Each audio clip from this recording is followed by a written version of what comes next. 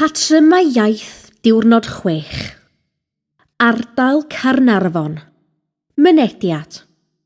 Day 6 Language Patterns. Your day in the area around Caernarfon uses units 16 to 21 of the Mynediad course. Here's a quick review of the main grammar points and patterns from the units. Rhif 1. Commands.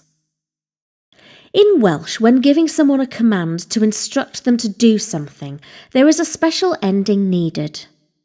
To make a verb a command, you need to add the ending uch or a. Aros, arhoswch, arhosa. This works for most words. However, if the verb you are turning into a command ends with a vowel, you drop the final vowel of the word before adding the ending.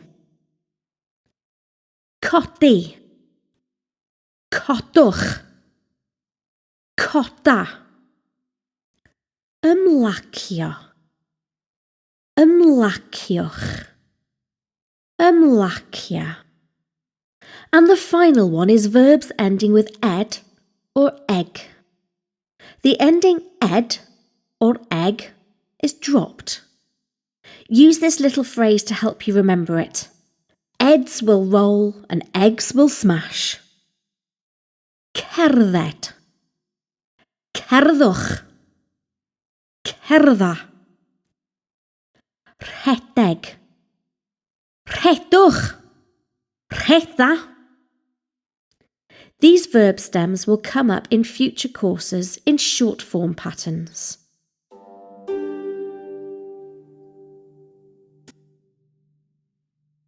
Rhif 2. Irregular commands. As ever, the most well-used commands are irregular. Mynd, to go. Ewch, go. Dos, go. Dod, to come. Dewch, come. Tyrd, come. Gwneud, to do. Gwnewch, do, make. Gwna, do, make.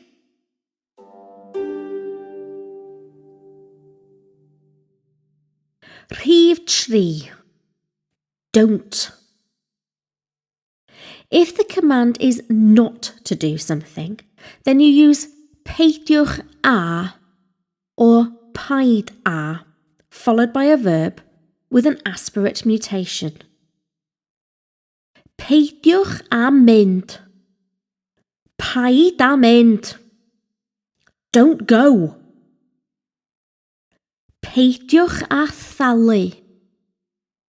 Paid a thalu. Don't pay. Peidiwch a chodi. Paid a chodi. Don't get up. Peidiwch a phoeni. Paid a phoeni. Don't worry. A becomes ag before a vowel. Peidiwch ag aros. Paid ag aros. Don't wait. Peidiwch ag ofni. Paid ag ofni. Don't be scared. Rhif 4. Syn. The term syn has two uses. It's used to convey who is or which is, linking two clauses in a sentence. For example, dwi'n mynd I gastell Conwy. Mae o'n gastell mawr. Dwi'n mynd I gastell Conwy sy'n gastell mawr. Important revision. Pwy, beth, faint uses ydy before a definite noun. Pwy ydy'r athro? It is used in questions after pwy, be, and faint, and before an indefinite noun, verb, adjective, or preposition. Pwy sy'n mynd? Be sy'n mynd? Faint sy'n mynd? Important, sy'n is only used in the present tense.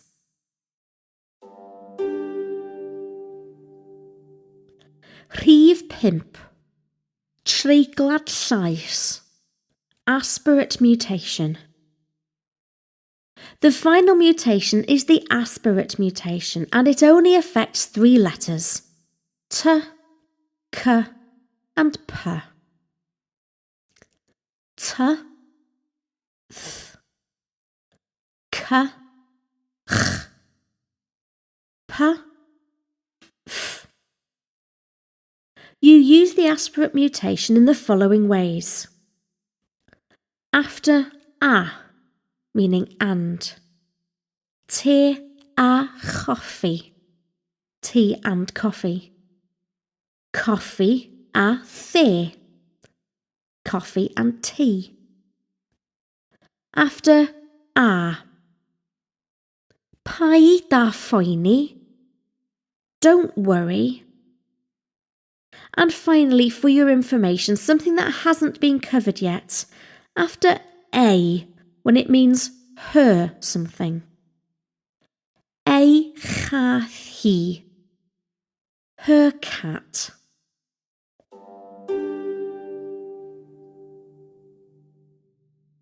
Rhif 6. Rheolau treiglo. When do I have to mutate? Here's a recap of which letters mutate. A few mutation rules to try to be aware of. Soft mutation. After the patterns gwneud, mynd, and dod in the past tense, unless blocked by dim. After the prepositions o, I, am, ar, at. Adjectives after un. Feminine nouns after the definite article. Adjectives after feminine nouns. After de, when it means you're something.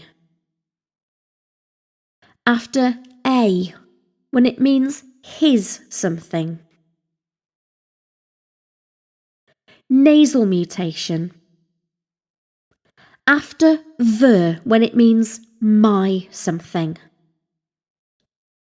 After un, when it means in a place. Aspirate mutation. After a, when it means her something. After a, ag. Don't worry too much about this at the moment if you're finding it confusing. You can still be understood even if your mutations are not always correct.